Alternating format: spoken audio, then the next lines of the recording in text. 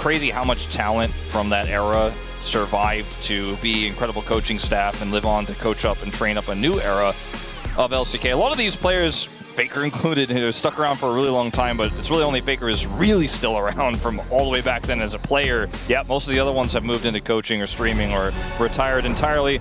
Here we go. It's time for draft. Yep. Give me that Bard ban, please. I assume the Bard ban will be coming through. I'm glad that you mentioned MVP because we've got Rich playing here as well. Yeah, he was also a former MVP player. Yep. That's correct. One of the most famous in the world of Heroes of the Storm, and was playing for MVP Black, I'm pretty sure. You have obviously a lot more experience, but pretty sure that was what it was. Oh man, I was watching a lot of that game just before it got cancelled.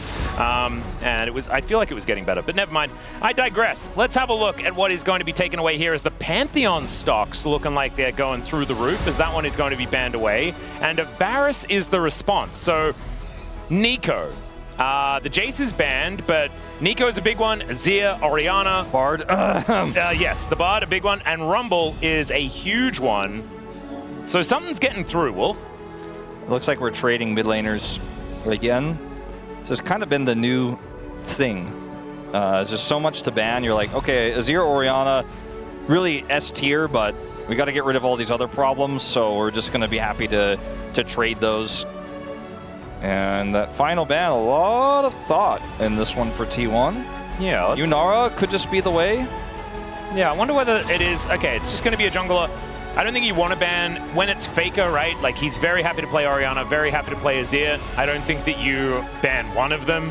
I think you just let them choose, and then you choose the other. Letting Faker have Azir, though, I mean, if there are risks to take, and then there's that. Yeah, but if you give the Orianna, then you give Orianna Nocturne, which has already been a tried and true combo for T1 this season and across all of the seasons. Like I was saying when I was casting Valdez the other day, feels like I associate Owner with Nocturne more than Lee Sin at this point. So incredible on the pick. They could go for a Bard rotation here, but they don't necessarily have to. We've been kind of emphasizing that pick because Carrier got his hands on it again and did some... Carrier things. Yeah. Right, okay. We're just going to deny the Nocturne. Well, Nocturne is going to be played anyway. Of course, you mentioned it. Owner is like, what, 86, 87%? I want to say it was like something. 87, yeah, across a lot of games. Yep, throughout his whole career. So yeah, pretty good at Nocturne, we could say. And Faker is still going to be locking away the Azir. No doubts about that one. Zin's out Orianna, though. Fair bit of power. And yeah, honestly, I want to see a Lulu 6. lock in. I feel like Lulu would be so strong here, but never mind. It will just be Yunara. Well, now I think the Lulu 100% gets banned. Yes. And so that is going to be off the cards here, but you can do a lot of different things here as T1 in this draft. You can just grab an 80 carry now and keep it safe, but you could also look for a strong side lane champion in the top side of the map that's going to pair well with this Nocturne. You can also go for that Bard pick to have lane prio, lane control. Can go for even a Karma or something like that. They're going to look for Paze as a Felios, it looks like. That's going to be the 80 carry of choice. Okay. Lulu stocks now really high just in general, as T1 have pick priority. So since they are a second pick, they will actually get the next one. So that may mean that, in fact, DRX have to ban it themselves. Yeah, I actually think that Lulu Nocturne is so incredibly powerful just in general. So not going to be getting through, I do not think. Let's see what T1 are going to be taking away, though. Nico is still up and available. Another big one. Yeah, I feel like you can be taken by either side. You can ban Nico as T1, and then if they ban the Lulu, maybe you get the Bard, and you're happy with that anyways. You feel really good about your ranged support here. You could still play Thresh, of course, if you wanted to, as Carrier. He's pretty well known on that champion as well. Yep. Let's see what they decide to do here. DRX will ban the Lulu as I expected. Yeah, so it has to be the Lulu and probably Nico or Bard. Man, it feels so hard because Carrier is just really, really good at all of the champions. And so it feels like you need about 11 bans if you really want to get any work done. I wonder, like, if they leave the Nico up, I mean, they're definitely not going to put Andil on Alistar, you have to imagine this situation. I hope not. Although it does work for the team composition, so I can understand why they would decide to do it. I just think it's a terrible idea. Yeah, I just think it's going to cost too much to make that choice if they wanted to trade for Bard for something like that. Doran wants to play Sion, by the way. Yeah, that was the clear intent behind that ban. Ambessa will also be a pick that it could have been played into. Will be banned away now. It works well with the dive theme here for T1, where you just send all of your engage in, and then Aphelios cleans up Ooh, maybe the first Jax to come through here. But waiting to see this one. A little Dusk and Dawn. Okay, kind of fun. Let's see whether it is actually going to be locked in. Whether we get the Wizard Jax as well, which is what we saw, I believe, from Bin over in the LPL. I've seen Zahin already. I was looking for a Jax. That's something a little bit different. Well, I believe this is going to be a Zahin lock-in. All right. So we get upgraded Aatrox. And now DRX rounding out their composition. Let's see what Rich thinks is a counterpick here, because he already played the Kennen to an incredible degree against Keen on the Renekton last match around in that game 1. He had a good plan there. He's pulling out the Jax potentially here, so maybe I'll get my wish anyways. I mean, Counter-Strike works pretty well into Zahin's Q. It also is really good to set up Orianna, so is the Xin Zhao. And it's a great side lane win condition to get your Yunara online later on in the game, and they'll deny the Bard. Whoa, okay. So probably a Nico here, or if they want to play it safe, they could just go for the Thresh. I mean, there's a few other things you could do here aggressively, but I don't like Pyke, but I just don't, I think the risk is too high, even though it kind of suits the composition.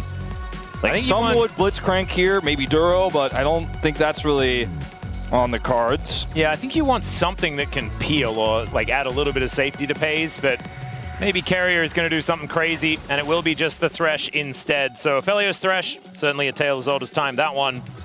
And that will be the lock-in here into the Bard Yunara. So I imagine that Gio and Andor should have a pretty good time in lane, but T1's composition is looking really nicely well-rounded.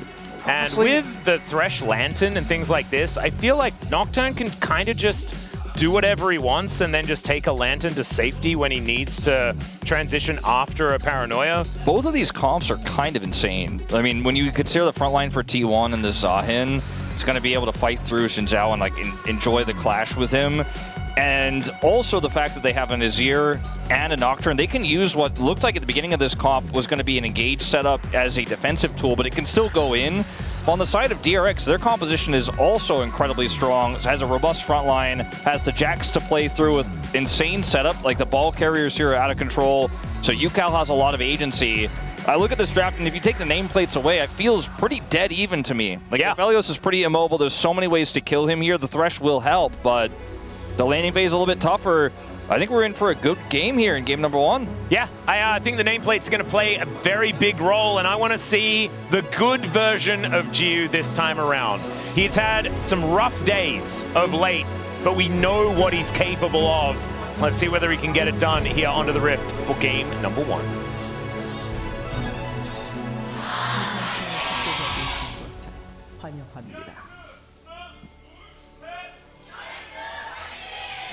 I actually really liked the fan chant leader's voice crack on the duel.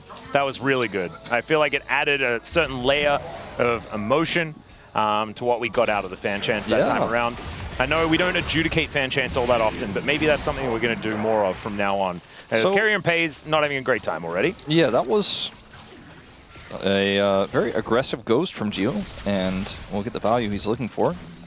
Carrier opting for Ignite. Wow. Yeah. And this isn't an unsealed spellbook Ignite either. He has taken the Glacial Augment, so he is just playing with Ignite this time around. That's an interesting choice. It's going to be decent into, you know, even later on in the game, just igniting the Xin Zhao and quite useful, but it does feel like Heal's ability to reposition at level 1 is often much more sought after, as you can see here. Gio is looking pretty healthy as Pays throws down the barrier. Doesn't get a massive amount of value, but right now DRX with full control of this lane. We did mention earlier on that this is likely how this lane will kind of function with the range advantage that DRX does have down there. You always want to keep in mind that Carrier is insane on both of the support champions that are in this lane, understands them better than probably anybody, so I won't judge his Ignite pick just yet. We'll see what he can get done with it. Obviously, he hasn't employed it at the moment, but this is a lane that is practically impossible to win, especially with how the trade went at level 1 in terms of the battle for level 2. Yep, they do get it here. Pays is going to start healing up a little bit off the Severum. We'll look for poke where he can. This is just kind of how Aphelios goes. Very fun to watch in the laning phase because you have a little bit more options than a lot of other AD carries. You can kind of change modes. You can even become an engager later on when you get your Gravitum. But not just yet. Not yet. Right now, they're not allowed to really do much of anything at all. Just going to be hugging their turret.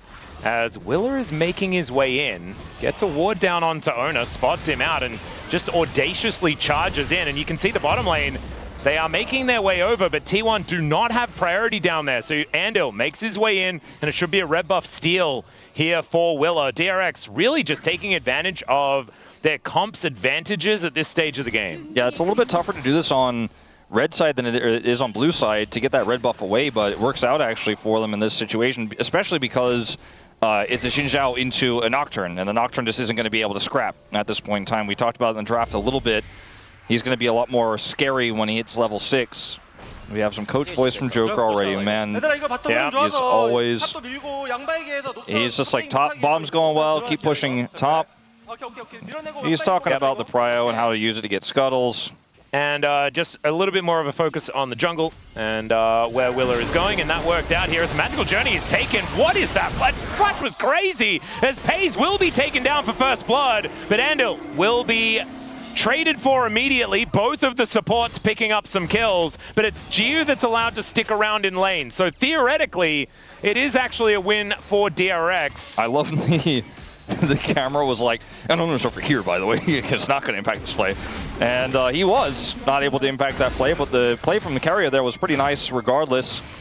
And great kill back. With Geo actually immediately going for a reset, it didn't really work out in their favor. So never you mind. And Flash was actually held onto here by carrier, so he can make some big plays with the Lantern later on, which could be a little bit of fun. Get Owner in there, maybe earlier than is otherwise expected on the Nocturne. I could look for Flash Flay play or even a hook, but this is just an early flash here from Pays. The Lantern is used really trickily.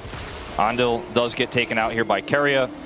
It's still a kill on the 80 carry, but as you mentioned with the reset, not a whole lot of extra value. It's not like Jiu is able to pick up a plate or anything like that, and the call goes straight into the inventory here of Pays, so it doesn't amount to too much.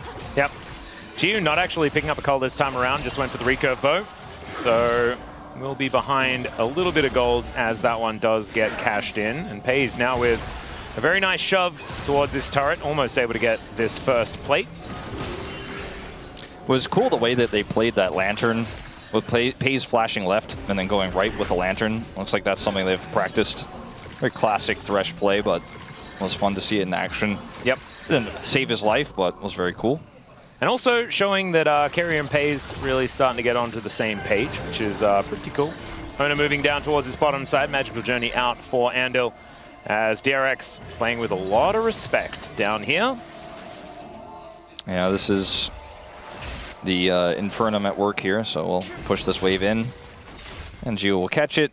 We'll have a slight CS advantage. We do see Willer coming down here a little bit late. All right, Emperor's Divide is going to throw Yukal back. There's the fear out from Owner, but it looks like Yukal is just fine.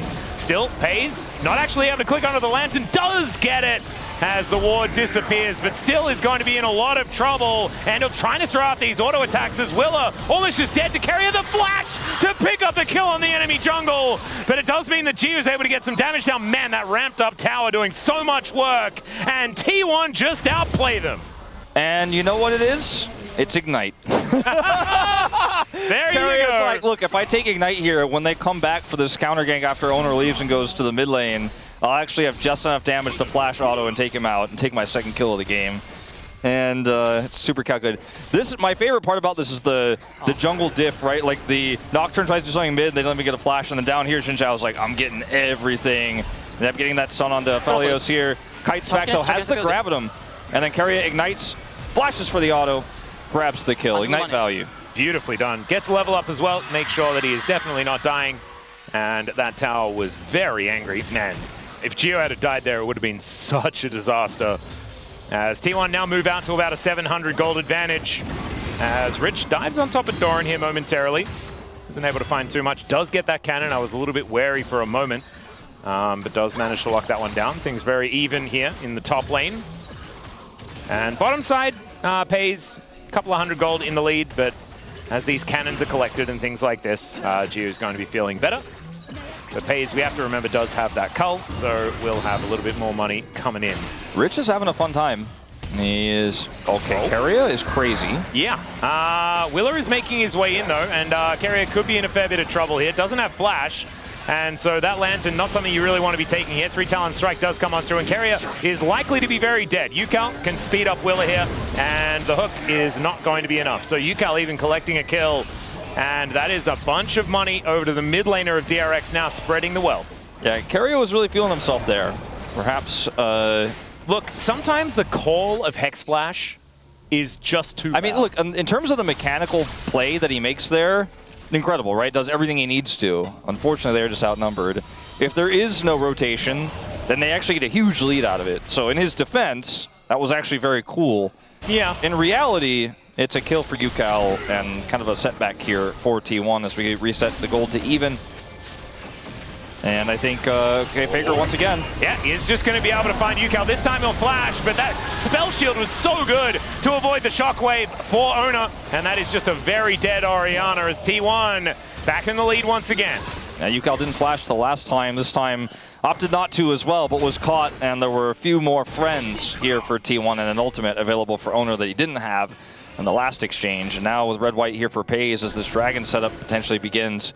T1 in a very comfortable spot. Owner may just simply start this one up after he gets the scuttle. Decides that he's going to head over and grab his red first, so there'll be some extra time here. Yukal's going to TP back to lane.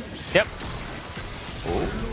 Nice little use of the W there for Doran to get a little bit of cheeky extra damage, but Rich is going to be okay. Still, he is down a couple of waves, does have this one to pick up, so maybe it is just going to be one wave difference. He has between the Zion and the Jax. Teleport advantage as well. Doran used his, Rich has not, so... It's a good point. He actually is going to be feeling pretty okay about this for the moment. And now the wave's kind of in an awkward spot for Doran where they don't know where Willer is. Willer is channeling his back, so it looks like that's not going to matter. Yeah, he's going to be heading down towards the bottom side. We'll see whether there is going to be a fight around this dragon. But let's have a look at this one more time. As Faker, he knew that there was a Nocturne on his way over, and he didn't even care about that shockwave. Beautiful use of that spell shield. Like good spell shield. I also think Yukal just thought he was just barely out of range there. Faker knows exactly how far he can shuffle. He is the OG shuffler. He is. And so Yukal's caught a little bit there. If he flashes the ultimate, very survivable, but does not. And flashes anyways and dies, so good spell shield from Owner, who does not have flash. In fact, everyone except Keria for T1 still holding those. Oh, Ona moving down here towards this dragon. Doesn't have the paranoia, but it's coming up pretty soon. Emperor's Divide as well on its way. As Pays will be able to take a Lantern over towards Keria. T1 now looking to close in, 4v4 around this Drake. Let's see whether Ona can get in and try and steal this one away. Looks like Willer is committed. He is going to be able to take it there. As now Ona with another decent spell shield. It's Faker! Will find two with the Emperor's Divide and now turns his attention to Andil as Gio is still free hitting. A lot of damage now onto Ona and to Pays, who are split up from the rest of the team. The dash from Gio was so sexy, but it's Pays that takes him down. Willer needs one more auto. He'll get it and takes down Ona as well. It's a double as Yukal's in the back of the pit. Keria with the blade to try and take it down, and somehow it's a triple kill for this Xin Zhao. A 3-for-4 in favor of T1, but I have to say, DRX made it look pretty cool. Yeah, a true conqueror of the Dragon Pit was Willer, hitting every auto he could there. Didn't have it Sundered Sky, by the way. He has it now. He wishes he had it moments before. 얘들아 지금 공격이 없을 때 활동해야 돼. Once 얘들아 again. 억제 치자. 먹자. Yep. Saying they got to get the dragon, I think, is what's going on in this discussion. Yep. Certainly sounded like a lot of eating things. That's what I heard. And he's like, we got to take our opportunity, basically.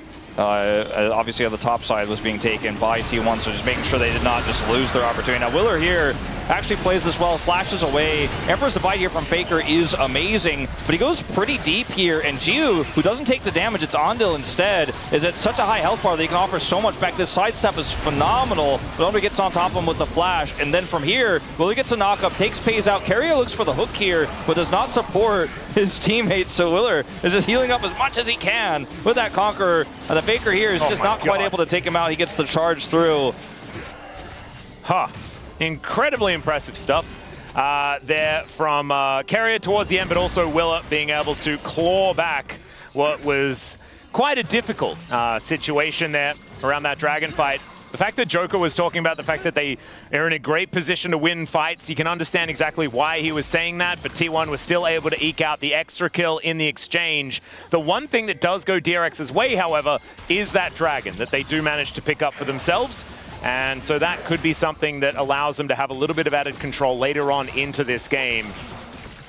And Gio as well, if his mechanics stay this crisp. Exactly, that's what I was going to say, is if he plays this well, it looks very scary. Is Andil is not going to... Yeah, Owner is down here as well. There's a Tempered Fate just to stop Pace from doing too much damage, and now Willa gets on in there. I don't know about this, though, as he does get a little bit scared. That's a lot of damage, though. Cosmic Binding as Pace is going to be taken down. It's Andil that gets the kill, but Gio's just not doing enough damage, and Owner picks himself up a double. Kind of a disaster there for DRX. I mean, Gio once again with a cool sidestep there, but doesn't ultimately matter. It was a pretty big commitment to a desperate situation.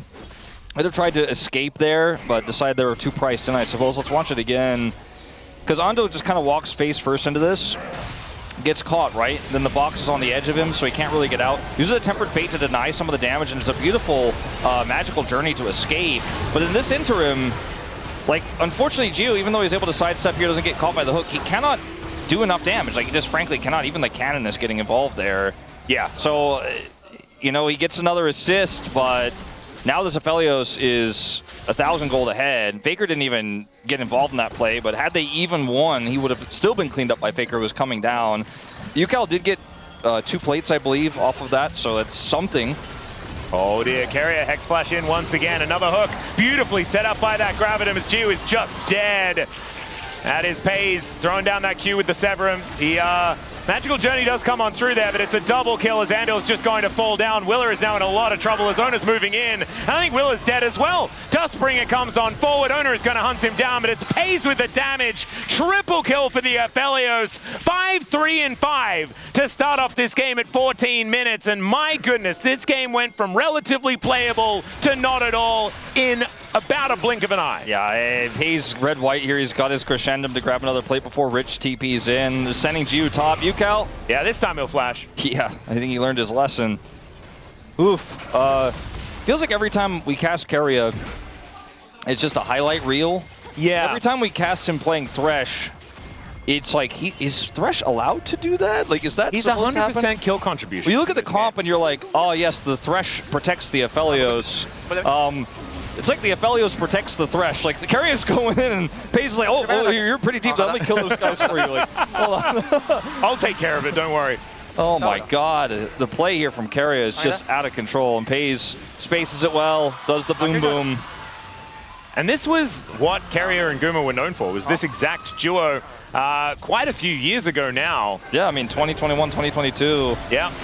As we're going to have a look at another battle here. T1 not liking the look of it. Tempered Fate does go down, though. Great hook going to connect onto Willer as he's pulled back with the play, but Owner is already dead. And now Willer goes in one more time. Great shockwave and a double kill here for Gio. Never mind, you know, that blink of an eye I was talking about. Sometimes you have to blink again. You know? I mean, it's still a pretty significant advantage for the Aphelios, but things getting a little bit better here. They're also going to be able to grab the Herald off of this one, as Carrier got the Phalite for just a second, but it will be reset. As Faker should be fine here. He's got his ult coming back. Oh, I thought he actually had it, but it's coming back up. He's got Flash. Doran going to grab this turret down here at the same time. Yep. And Gio will get this Corrosion to pop and probably grab another plate, but still a big gap in the bottom laners.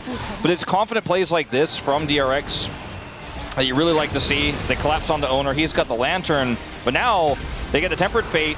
UCal is at the ready here with his ultimate, and Gio is just playing so confidently today. Dashing forward here, Willie gets the flash, and Gio collects a second. It's actually really well coordinated, and really just no hesitation there from DRX. And from behind, you have to be able to spot those potential angles. Wait, hang on, what happened here? Yeah, this was...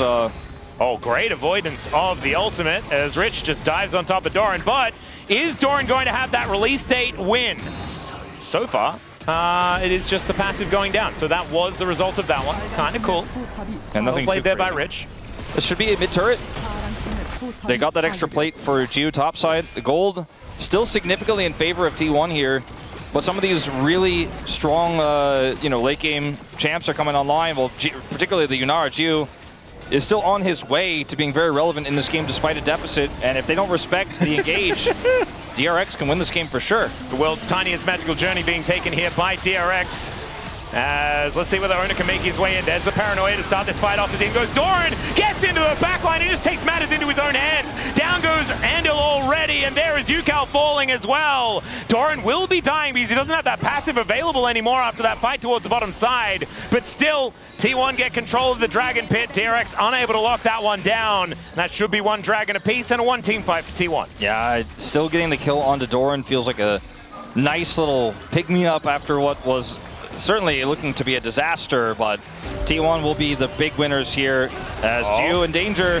Yep, Faker gonna go forward, but does not quite get far enough to lock down Jiu. And Pace is like, man, I got the gravitum on him. I was so close. Yeah, the flash was employed though, so now Yunara with no flash. That's going to be a more easy target here for Faker, who just elected not to go for the flash play because he would have been very deep under the enemy in a turret. Doran's flank here is massive. He then has the 3-man ultimate. And look at this. Down goes Andil. In the backline, Owner cleans up house. There's no more UCal. And Gio alone just cannot carry this fight. Willer's already used his ultimate. There's just no front line there for him anymore. Oh dear. Emperor's Divide is going to throw Rich back, and I think Rich is just dead. He is. Doran going to be able to grab some revenge here in his first kill of the game. Meanwhile, could be Owner in a little bit of trouble here, but does manage to click on the lantern. Look at all of those wards. They were invested. They still will get this turret on the top side, so it's not all for nothing here. And we didn't talk about it just yet. I hadn't really been looking too closely at it, but Rich is just going for the old Triforce build. Yeah, not doing the new tech, which we saw, I want to say Bin do over in the LPL. I'm pretty sure that's what it was. And see a tweet about it. It's like a lot of power, and you get the double on hit, and it is very cool for Jax, but you know, the way you play Jax and how you want to play around it can change. And I think with this enemy Aphelios comp, maybe he just wants to go for the Triforce. Either way, I think both are viable. But that was the reason I wanted to see Jax. I want to see new items. It's very fun. Yeah, exactly. Sadly not to be the case this time around, as Rich finds himself 1,000 gold behind in this game. And that's a stride breaker now completed here for Doran as well. So this Zahin is very, very frightening. Faker now having a good time in a side lane as Keria and Pays alongside Owner poised to get into position. Oh, I've seen this play before. All right. Thresh isn't here this time, but they have the TP from Doran. Let's see what he can get done. Yeah, Faker is going to shift some sands. Counter-Strike is going to work out here. Let's see whether Faker... He does have his ulti in about 7 seconds time, and Rich is able to take him down before that does actually come on through. Meanwhile, another fight on the other side as Jiu is relatively untouched. Red-white guns from Pays, but he's unable to survive. And now Doran is surrounded. Tempered Fate doing nothing at all as he pulls back UCal, but he's got an arm guard to break, and it is 3-0 in favor of DRX. I mean, we've called Faker the Matador for a reason. Like, this guy has pulled people around the map. He's got his side lane cape out, but this one backfires completely on Baron spawn. DRX surely not. They're not allowed to do it with Owner still alive, right? I mean, he does not have Paranoia. I mean, it's new Baron and it's on spawn, so it's very difficult to take out, but they still do have this 2-item Yunara. It's going to be a contest and a TP. Rich is very, very healthy. Hook is going to connect onto said Rich, as the rest of DRX are a little bit split in their decision-making. Faker trying to get in there, press divide, and he sweeps the floor with them. There's the steal we were talking about, and you do not take Baron in the face of T1. I mean, that was Faker getting caught inside, so it always ends up being a positive for T1, right? He never dies without a reason. Perhaps this reason came a little bit later than DRX anticipated, because he dies to TP back in to stop the greedy Baron. 5 kills on the Azir now. DRX 4,000 gold behind what looked like they're into the game. Kills on the top side into Baron is foiled in the matter of moments. As look at this, like, DRX play this fight so well. I mean, we have to give credit where it's due. Yeah. TP comes through here from UCal as well, and Faker has no options, right? Doran's up here on the top side. They're trying to use the Paranoia to buy some space here. Flash is amazing here, but it's not enough to save Faker. And then we look at the turnaround. Look at Willer. He uses all of his health bar, and they take out Pays, which is incredibly difficult to do. They are able to then push forward. The zoning ultimate there makes sure that Doran can't rejoin his teammates. He uses the magical journey to make sure, even with low health bars, they get out. As Pays collapsed on again. Oh dear. Not going to be able to click that lantern this time around as Andil, great sidestep on the hook as well as Tempered Fate holds Keria in position. But now Owner diving on forward. Doran gets there as well. The stun does come on through, and Keria still going in. It is going to be Owner going down though, and now they're just hiding. Gio able to take down Keria in the end, and now UCal comes on over. Faker goes golden just to see the lay of the land, and he does not like the look of it as the Sand Soldiers hit the air and Doran hits the ground. It's an ace for DRX this time. What? Okay, we came into that fight with like, why is FaZe that far up? And then we ended the fight with, why are they still going forward? You've heard of the double down, Wolf. What about the triple down? All right, well, this is a bit outdated now, but we watched Faker save the game moments before, which is why it was really cool. We're like, wow, yeah, they got Baron. This is going to be insane. All right, Owner gets the secure. But then... I kind of want to know what happens here. Has Lantern, but he just cannot use it. There were too many bodies. There are too many people. He can't click on it. Then Keria here is caught by the Bard ultimate and then decides to go back in here. This is actually really well played by Doran. He gets the pullback and he's so difficult to kill. But the spacing on everyone on DRX, especially Gio, just too well played. Rich here can buy a ton of time. He has the stun. Faker comes in so late that it just doesn't matter. He's the last man against the world. All Baron buffs deleted in the blink of an eye. And suddenly it's like, well, I mean, I don't know who's going to toss the ball next. It's a hot potato, Wolf. It absolutely is. You really do need to get rid of it before you burn your hands.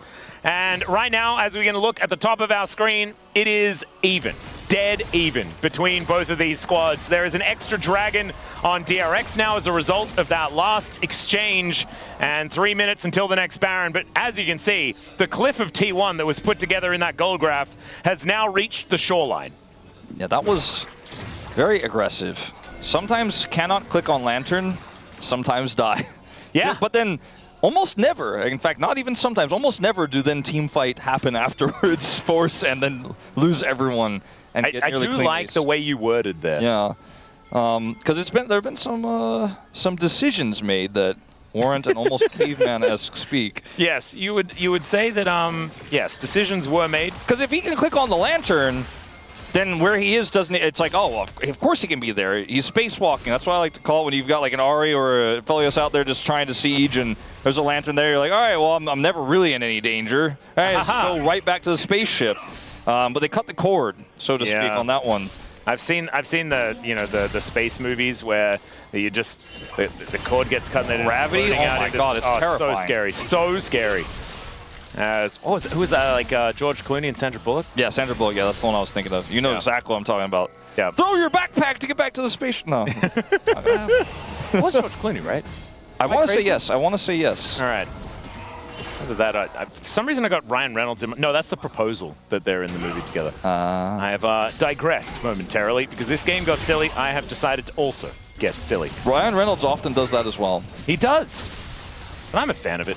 Yeah, I mean, everyone likes it, you know? It's kind of his thing. Like, he can do serious sometimes, but he'll occasionally have a joke here and there. He's kind of like Jim Carrey in a serious movie, except like it's like always that kind of movie for him. Yeah, except Jim Carrey's like ridiculously good at the serious movies.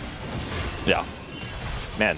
But he has an element of silliness. There is definitely always an element there is of a lot of to silliness. A comedian that's an actor now. There's a lot of silliness in this game, which was something Let's bring it back to the game, series. yes. Yeah, 3 items now for Ju, who has his IE on the way. He's actually almost done with it. He's still not ahead in gold, as FaZe sits on his. But he has a lot of money in his ahead in gold, and I'm a little bit worried about that for DRX because he's now got 3 items completed. Yuka a little bit further away from that. Looks like he is going towards Rabadon's next, so did skip the Leandries this time. Yeah, I think if they just group and play as a 5-man instead of splitting, they have a really good chance of closing this game out. But they do not have Prio on this Baron that's spawning in 30 seconds. The Scuttle is going to be the first target. All right, well, Scuttle is going to get hooked here by Carrier as in goes Will, looking for that angle as Lantern comes on through the flat Cosmic Binding onto 2. FaZe finds the angle though as now Ona down to 100 health. And Rich, he just can't skate quite fast enough. I mean, the Baron isn't up yet, so this is very awkward. Like, you commit the flash there and a ton of ultimates. But flash paranoia down for Ona means that it's very difficult to get him in without Carrier getting into position to deliver him. It's a lot of teamfight power gone here for DRX, but with a lack of vision here for T1, it's going to be really difficult.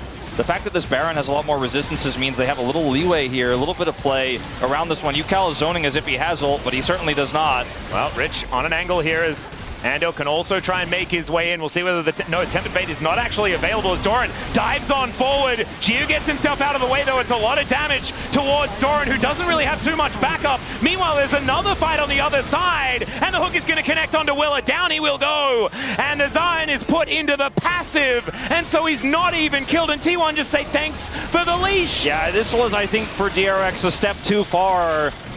Joker may have used all his coach comms before this one, because I think the call definitely should have been to play around vision and to force T1 into you in a favorable way and then get your cooldowns back. Because this looked really cool. It's like the most cinematic play I think Andil's made in a while, right? Yeah. Getting the double binding here.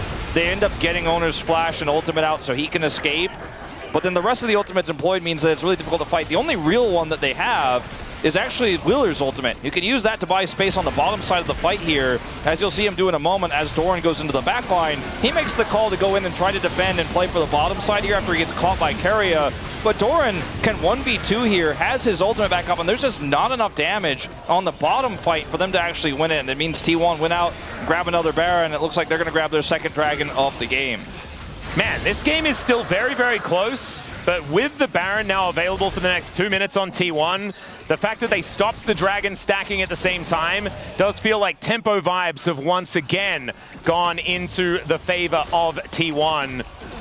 But, oh man, I still think that this could go either way, given what we have seen thus far, right? Does make me feel good about a less sure of ourselves end to this game. Yeah, this is a really, I mean, okay, this is a crazy journey. That is a magical journey as they're into the blender. Down goes Andil, immediately punished for that one as the paranoia comes on through. Willer trying to keep himself alive there as Rich just goes golden and then goes dead. Now Faker finds the Emperor's Divide. Yukal's going to flash it for Jiu. He's still going to take so much damage. Doran uses the ulti to gap close. That was cute, as it's a triple for Pays. And there is the end of the game. This team, this DRX team, looks like they got so much potential this year, but once again get outclassed by one of our best teams here in the LCK in T1. T1 made a few mistakes, a little bit bullish on some of their plays there towards the latter half of the mid game, but ultimately still do make the right calls, disengage from that Baron, get the reset, and look at the timing on the respawn, looking for Andil.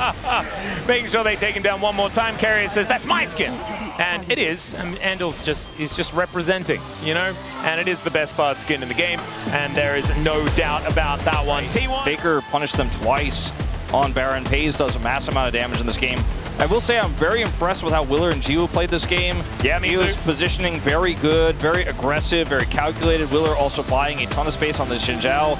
다 위로 갔어. 야, 탑미드 조냐. 여기. 태울게. 괜찮아. 구도 좋다. 오른쪽 봐봐. 오른쪽. 잭스 끌었어. 잭스 끌었어. 야, 공 갈고 오는 거만.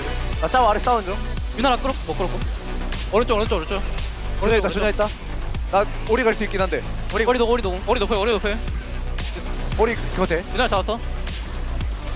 합강 끝나? 오, 예. 나이스.